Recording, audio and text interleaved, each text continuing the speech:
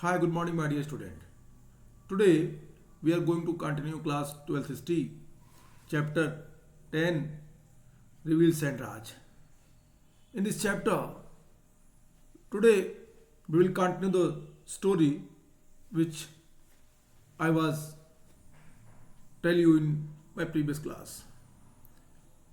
My dear, in my last class, I was discuss the social region, political region, economical region, and today we will try to understand that what was the problem of the सिपाही. कहता सिपाहियों को कई सारे कानूनों का सामना करना पड़ता था. 1857 का विद्रोह कंपनी के सिपाहियों की बगावत से आरंभ हुआ, उनके रिवोल्ट से आरंभ हुआ. इसलिए हमें यह देखना चाहिए कि जिन सिपाहियों ने कंपनी को भारत पर विजय करने में सहायता दी, वे एकाएक विद्रोही क्यों बन गए. हमें यह भी ध्यान देना चाहिए कि वो भारतीय जो कभी कंपनी के लिए जान न्यौछावर कर रहे थे, एकाएक विद्रोही क्यों बन गए. यहां पर इस तथ्य को ध्यान में रखना होगा कि आखिरकार सिपाही भी भारतीय समाज के अंग थे और इसलिए वे भी कुछ हद तक अन्य भारतीय सुख और दुख में हिस्सेदार थे. समाज के अन्य वर्गों की बजाय समाज के अन्य वर्गों की आशाओं के, आकांक्षाओं के और उनकी निराशाओं में भी इन सिपाहियों की भागीदारी या भावनात्मक रूप से जुड़ाव देखने में आया. मगर उनके नाते रिश्तेदारों को ब्रिटिश शासक के विध्वंसक आर्थिक परिणामों को भुगतना पड़ा, तो उन्होंने भी इन कष्टों को महसूस किया. मोस्टली सिपाही अवध प्रांत के थे. अवध में जब रेवेन्यू सेटलमेंट्स लागू किया गया, जमींदारी सिस्टम लागू की गई, फिर बाद में वहां पे और तरह के भू सुधार आंदोलन, लैंड रिफॉर्म पॉलिसीज इंप्लीमेंट की गई, तो इसका सीधा सा प्रभाव इन सिपाहियों के परिवारों पर भी पड़ा. उनके अपने अनुभव, उनके अपने कष्टों को सिपाही चाहे बंगाल में था या कहीं भी था, उसने महसूस किया. वे भी इस आम धारणा से प्रभावित थे कि अंग्रेज उनके धर्मों में हस्तक्षेप कर रहे हैं और भारतीयों को ईसाई बनाने के लिए दृढ़ प्रतिज्ञ है. उनके अपने अनुभव ने भी उन्हें इस तरह की धारणा को स्वीकार करने के लिए पहले से ही तत्पर बना दिया था. वे जानते थे कि फौज में भी सरकारी खर्च से पादरी रखे जाते हैं. वो ये भी जानते थे कि ब्रिटिश गवर्नमेंट अब विभिन्न प्रकार से भारतीयों के धर्म पे चोट करना चाहती है और ईसाई धर्म का प्रचार प्रसार करना चाहती है. कल मैंने आपको आर.डी. मैगलस का स्टेटमेंट जो उसने हाउस ऑफ कॉमन्स में पढ़ा था बताया था. मैंने कहा था आर.डी. मैगलस ने कहा था हाउस ऑफ कॉमन्स में कि विधाता ने हिंदुस्तान का विशाल साम्राज्य इंग्लैंड को इसलिए सौंपा है कि ईसा मसीह का झंडा भारत के एक छोर से दूसरे छोर तक शान से फहराए. प्रत्येक ब्रिटिशर्स को अपनी भारी ताकत जरूर लगानी चाहिए जिससे कि भारत को ईसाई बनाने का शानदार काम जारी रख सके. ये बात मैगलस कह रहा है और ये बात सिपाहियों ने, इसीलिए सिपाहियों को ऐसा लग रहा था कि उन्हें उनके धर्म को भी भ्रष्ट करने या उनको ईसाई धर्म में कन्वर्ट करने का प्रयास चल रहा है. सैनिक अधिकारियों ने सिपाहियों को जाति और पंथ संबंधी चिन्ह जैसे चंदन, टीका, दाढ़ी, पगड़ी, सिखा का इस्तेमाल करने से मना कर दिया. 1856 में एक कानून बना जिसके तहत हर रंग रूट को आवश्यकता पड़ने पर समुद्र पार जाकर भी काम करने का वादा करना पड़ा था. इससे सिपाहियों की भावनाओं को ठेस पहुंची क्योंकि हिंदुओं की प्रचलित धार्मिक धारणाओं के अनुसार समुद्र पार जाने की मनाही थी और समुद्र पार जाने से जातिच्युत अपने जाति से बाहर निकालने, धर्म से बाहर निकालने का उनके ऊपर खतरा मंडरा रहा था. इसलिए भी सिपाहियों ने 1856 के कानून का विरोध किया. सिपाहियों को अपने मालिक से अन्य अनगिनत शिकायतें थी। सिपाहियों को अंग्रेजों से असंख्य कंप्लेन थी। उनके अंग्रेज अफसर उनके साथ हमेशा तिरस्कारपूर्ण व्यवहार करते थे, हमेशा इन्फीरियरिटी उनको फील कराते थे। एक समसामयिक अंग्रेज पर्यवेक्षक ने लिखा था कि अफसर और आदमी एक दूसरे के लिए दोस्त नहीं बल्कि अजनबी हैं। सिपाही को एक निकृष्ट प्राणी समझा जाता है, उसे गालियां दी जाती हैं, उसके साथ रूखा व्यवहार होता है, उसे हफ्सी कहा जाता है, उसे सुअर कह के पुकारा जाता है। नौजवान अफसर उसको एक निकृष्ट जानवर समझते हैं। ये स्टेटमेंट मैं नहीं पढ़ रहा, ये स्टेटमेंट उस समय के एक सर्वेयर ने लिखा, उस समय के एक पर्यवेक्षक ने लिखा जो उसने देखा था। ये अंग्रेज था जो भारतीय सिपाहियों की तुलना ब्रिटिश अफसरों से कर रहा था और कह रहा है कि उन्हें सुअर कहा जाता था, उन्हें हफ्सी कहा जाता था, उन्हें अजनबी समझा जाता था, उनके साथ निकृष्ट व्यवहार करते थे, निकृष्ट जानवरों का उनके साथ व्यवहार किया जाता था। इसके अलावा अगर कोई सिपाही अपने ही जैसे किसी ब्रिटिश सिपाही की तरह अच्छा सैनिक होता तो भी उसे ब्रिटिश सिपाही से कम वेतन मिलता था तथा उसके रहने तथा खाने पीने की व्यवस्था घटिया होती थी, निम्न स्तर की होती थी। इसके अलावा उसकी उन्नति की संभावना बिल्कुल नहीं थी। कोई भी भारतीय सूबेदार के ओहदे से ऊपर नहीं जा सकता था और एक सूबेदार का मासिक वेतन उस समय 60 से 70 रुपए तक होता था। वस्तुतः सिपाही का जीवन काफी कठिनाइयों से भरा हुआ था। स्वभावतः सिपाहियों की हीनता कि इस कृत्रिम और जबरदस्ती लादी गई स्थिति पर सिपाहियों को काफी नाराजगी थी। जैसा कि ब्रिटिश इतिहासकार टी.आर. होम्स ने लिखा। टी.आर. होम्स लिखता है कि उसने हैदर अली जैसी सैनिक प्रतिभा के लक्षण हो सकते थे अगर वह जानता था कि वह एक अंग्रेज अफसर जितना वेतन नहीं पा सकता और 30 सालों की निष्ठापूर्वक सेवा के बाद वह जिस ओहदे पर पहुंचा वह इंग्लैंड से आए हुए नए कमीशन प्राप्त अफसर के बदतमीजी से भरे हुक्मों आदेशों से उसे नहीं बचा पाएगा। अर्थात कहने का सेंस यह है कि होम्स इस बात का उल्लेख करता है कि भारतीय सिपाही हैदर अली जैसा इतना योग्य बन सकता है, लेकिन इत्तेफाक की बात क्या है कि वह 30 साल तक कंपनी की निष्ठापूर्वक सेवा करता है, उसके बाद भी इंग्लैंड से आए हुए इंग्लैंड से कमीशन प्राप्त अफसर की बदतमीजी भरे कानूनों, बदतमीजी भरे आदेशों को पालने के लिए वो बाध्य है। सिपाहियों के असंतोष का एक अधिक तात्कालिक कारण वह ताजा आदेश था जिसमें कहा गया था कि उन्हें सिंध या पंजाब में काम करने पर विदेशी सेवा भत्ता नहीं दिया जाएगा। इस आदेश के फलस्वरूप अनेक सिपाहियों के वेतन में भारी कटौती की गई। अनेक सिपाहियों के निवास स्थान अवध के अंग्रेजी राज्य में मिलाए जाने के कारण उनकी भावनाएं भड़क उठी।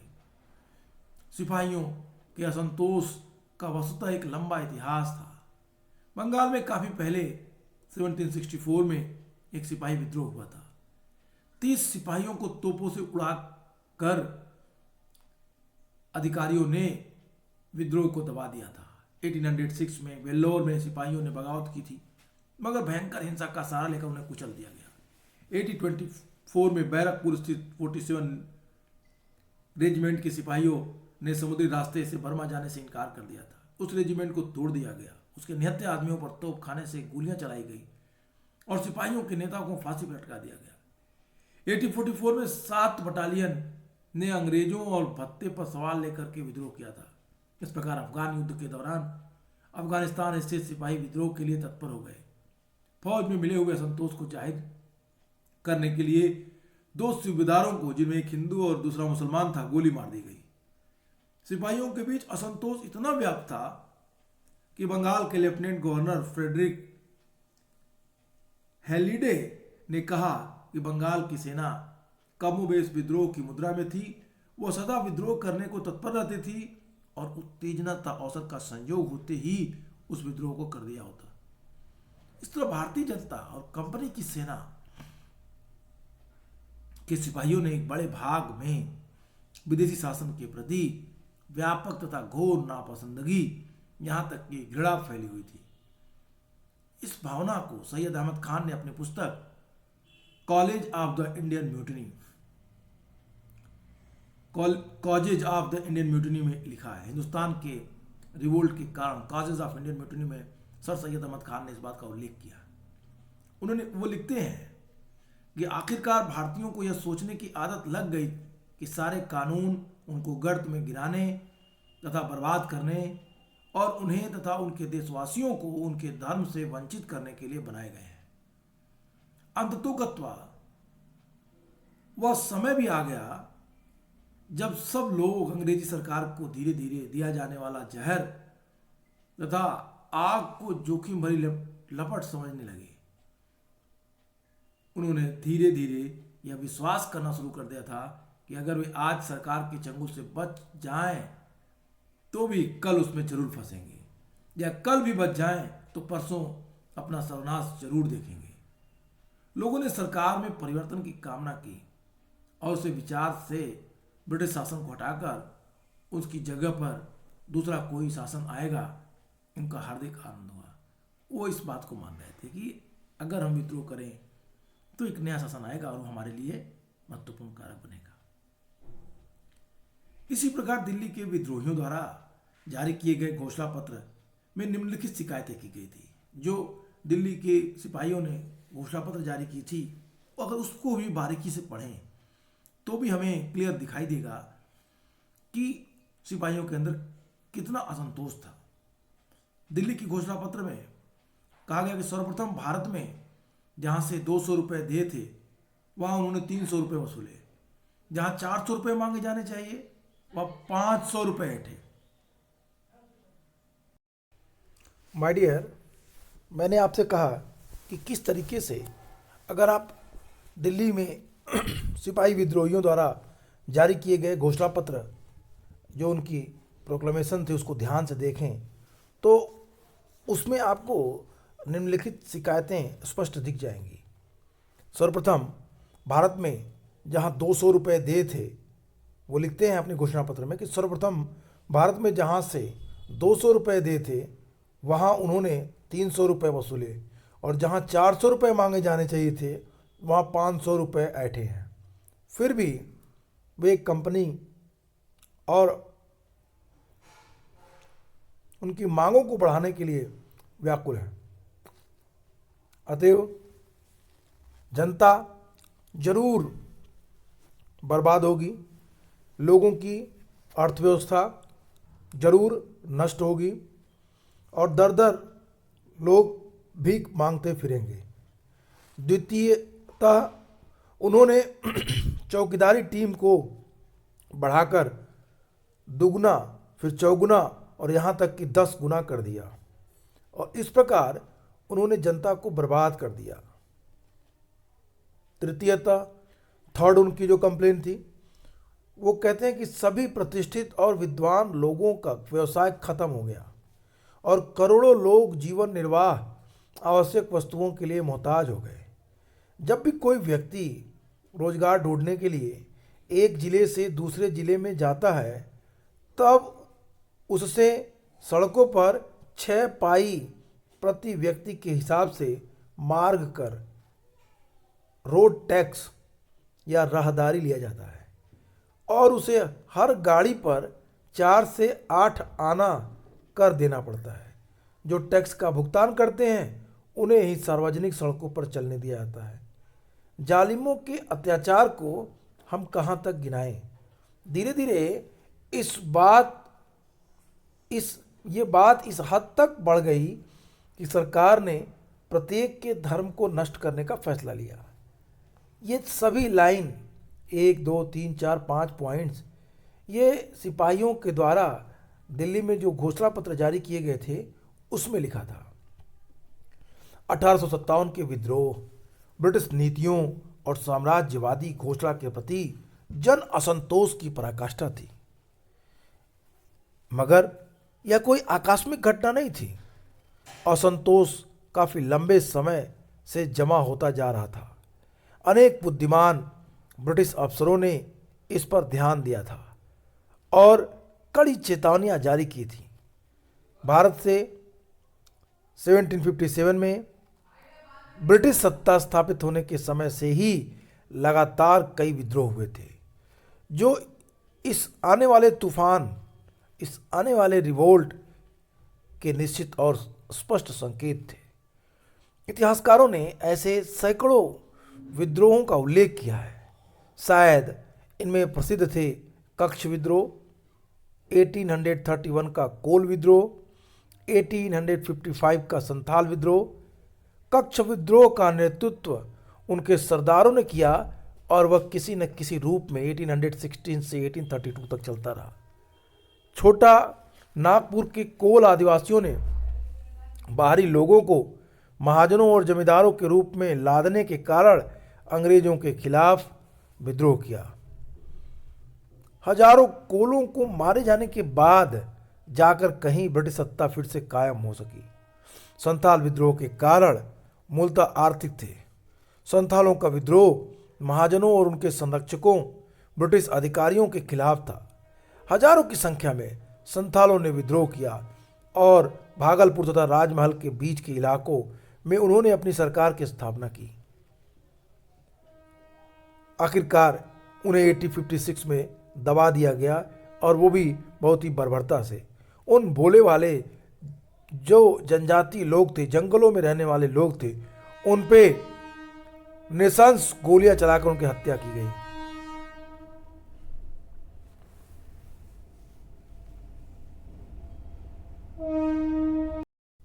अठारह तक आम उथल पुथल के लिए पूरी तरीके से मसाला तैयार था।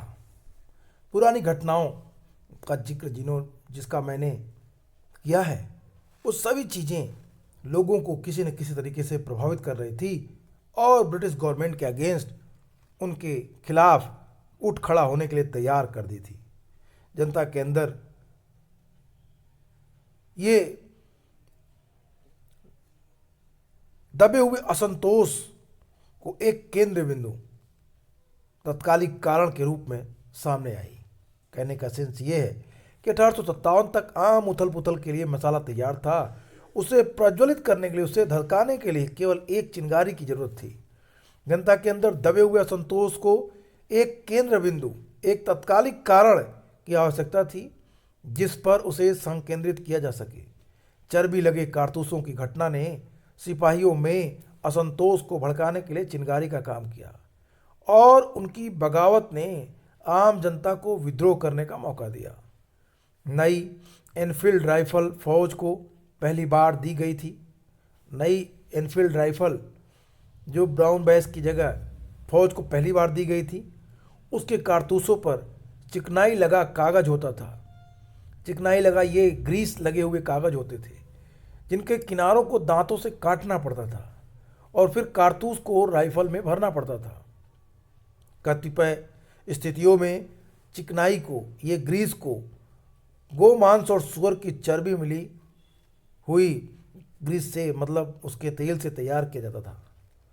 अब कतिपय स्थितियों में चिकनाई में गोमांस और सुअर की चर्बी मिली होती थी जो हिंदू और मुसलमान सिपाहियों दोनों के लिए एक उनके धर्म के विरुद्ध था। हिंदू मुसलमान सिपाही इसे देखकर गुस्से में भड़क उठे। चिकनाई मिले कारतूस के इस्तेमाल के प्रयोग के यूज से उनके धर्म को खतरा पैदा हो जाता था। उनमें से अनेक का विश्वास था कि सरकार जानबूझकर उनके धर्म को नष्ट करने का प्रयास कर रही है। विद्रोह करने का समय आ गया था और अब विद्रोह तेजी से फैलने के लिए अपना रूप धारण कर रहा था। अभी तक यह स्पष्ट नहीं हो सका था, विद्रोह की शुरुआत के संबंध में अगर कहें तो अभी तक यह स्पष्ट नहीं हो सका था कि 1857 का विद्रोह स्वतःस्फूर्त और अनियोजित था या सावधानी पूर्वक और गुप्त संगठन का परिणाम था। 1857 के विद्रोह के इतिहास के अध्ययन का विचित्र पहलू यह है कि अध्ययन करने वाले को बिल्कुल पूरी तरह से ब्रिटिश अभिलेखों, ब्रिटिश रिकॉर्डों का सहारा लेना पड़ता है। विद्रोहियों ने अपने पीछे कोई अभिलेख नहीं छोड़े हैं, कोई रिटन डॉक्यूमेंट्स नहीं छोड़े हैं। चूंकि इसका काम गैर कानूनी था, इसलिए उन्होंने कोई अभिलेख नहीं रखे होंगे, कुछ भी रिटन डॉक्यूमेंट्स नहीं रखा होगा। इसके अलावा विद्रोहियों को हरा और दबा दिया गया था और घटनाओं का उनका विवरण उनके साथ ही खत्म हो गया। अंत में उसके कई वर्षों बाद तक अंग्रेजों ने विद्रोह का हर प्रशंसात्मक उल्लेख दबा दिया और उन लोगों के खिलाफ कड़ी कार्रवाई की जिन्होंने विद्रोहियों की दृष्टि से 1857 की कहानी को लिखने की कोशिश की। माय डियर, यहाँ एक बात स्पष्ट कर दूं कि 1857 के बारे में हमारे पास जो भी इंफॉर्मेशंस हैं, जो भी सूचनाएं हैं, वो सभी सूचनाएं हमें ब्रिटिश डॉक्यूमेंट्स के आधार पे ही प्राप्त हैं। सिपाहियों के द्वारा कोई भी रिटन डॉक्यूमेंट्स हमें प्राप्त नहीं है। और ये क्यों नहीं है? क्योंकि इसके पीछे के दो कारण हैं। पहला कारण कि सिपाही खुद कोई भी रिटन डॉक्यूमेंट्स एविडेंस के रूप में नहीं छोड़ना चाहते थे, इसलिए उन्होंने कोई भी रिटन डॉक्यूमेंट्स नहीं रखा होगा। दूसरा कारण, जिन लोगों ने रिवोल्ट के समय या रिवोल्ट के बाद भी रिवोल्ट के बारे में लिखने का प्रयास किया होगा, सिपाहियों के नज़र से रिवोल्ट को एक्सप्लेन करने का प्रयास किया होगा, उनके ऊपर अंग्रेज़ों ने बड़ी ही बर्बरता से दमन के डंडे चलाए होंगे। उनके सारे लिटरेचर, उनके सारे साहित्य, उनके प्रेस जब्त कर लिए गए।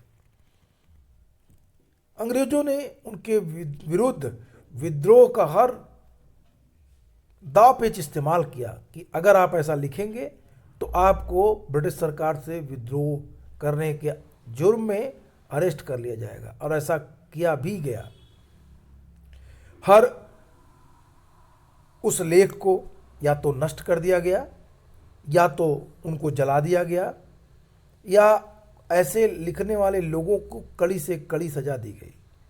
इसीलिए 1857 के बारे में हमें प्रॉपर इन्फॉर्मेशन सिर्फ और सिर्फ ब्रिटिश डॉक्यूमेंट्स के आधार पर ही मिलता है।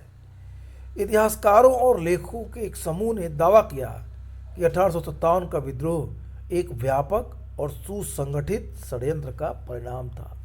कुछ इतिहासकारों का ऐसा मानना था कि 1857 का विद्रोह स्वतः स्फूर्त नहीं था या अनियोजित नहीं था, इसके पीछे पूरी प्लानिंग थी, पूरी स्ट्रेटजी थी। क्योंकि मैंने आपको ऑनलाइन क्लासेस में कई बार इसका जिक्र किया है कि वे रोटी, चपाती और लाल कमल एक जगह से दूसरी जगह भेजे जाने का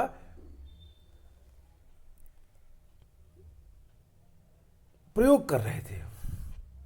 एक गांव से दूसरे गांव रोटी मीन्स चपाती, और लाल कमल एक गांव से दूसरे गांव भेजे जाने और सदा एक स्थान से दूसरे स्थान घूमते रहने वाले सिपाहियों, फकीरों और मदारियों के प्रचार का जिक्र करते हैं। उनका कहना है कि अनेक भारतीय रेजिमेंट एक गुप्त संगठन से जुड़ी हुई थी जिसने 31 मई 1857 का दिन विद्रोह के लिए निश्चित किया।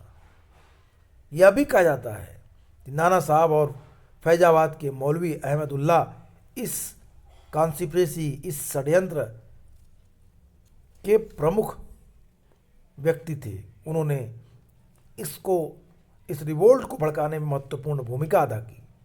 अन्य लेखक उतने ही जोरदार रूप से इस बात का इनकार करते हैं कि विद्रोह के लिए पहले से कोई सतर्कतापूर्वक योजना बनाई गई थी।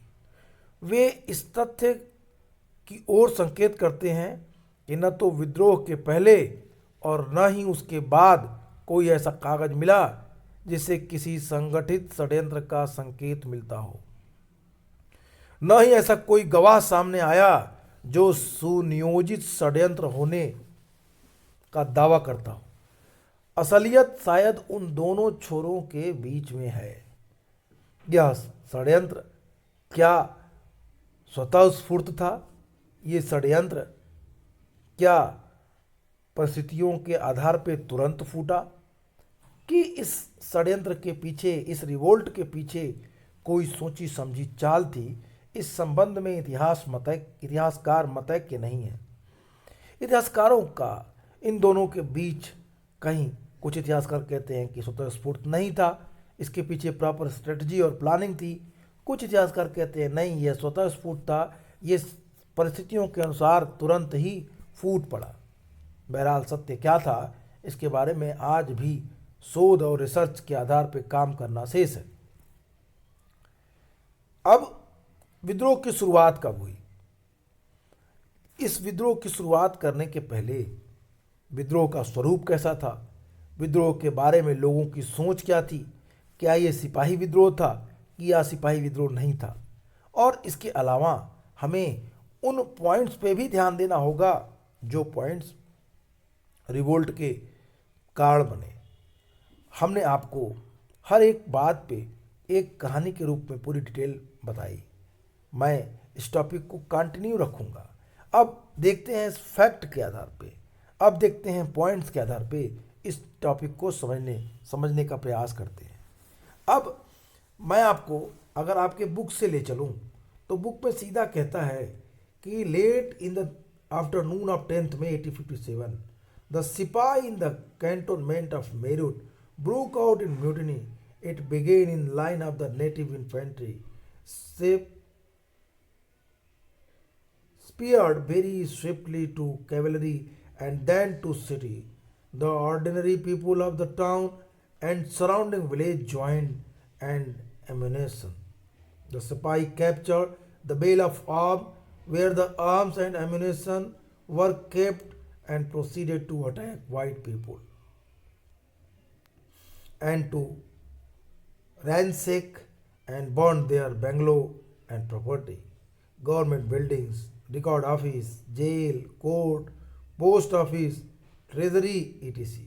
were destroyed and plundered. The telegraph line up to Delhi was cut. As darkness descended, a group of Sipahi rode off towards Delhi. The Sipahi arrived at the gate of the Red Fort early in the morning on 11th May. It was the month of Ramzan, the Muslim holy month of prayer and fasting. The old Mughal emperor Bahadur Shah had just finished his prayer and meal before the sun rose, and then fast began. He heard that the commotions at the gate. The Sipahi who had gathered under his window told him, "We have come from Meerut after killing all Englishmen there, because they asked us to bite bullets that were coated with the fat of cow and pig with our teeth. This has corrupted the faith of Hindu and Muslims." Alike, another group of Sipahi also entered Delhi, and the ordinary people of the city joined town. Europeans were killed in large number. The rich of Delhi were attacked, the looted. It was clear that Delhi had gone out of the British control. Some Sipahi rode into the Red Fort without observing the elaborate court etiquette expected of them. They demanded that the emperor give them the business surrounded by the Sipahi. Bahadur Shah had no other option but to accompany. The revolt thus acquired a kind of legitimacy because it could now be carried on the name of the Mughal emperor. My dear,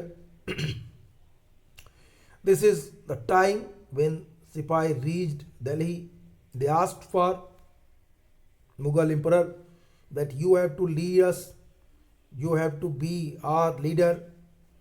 My dear, we will continue, we will read this topic, but before we have to discuss about the feature of the revolt 1857 and causes of the revolt 57.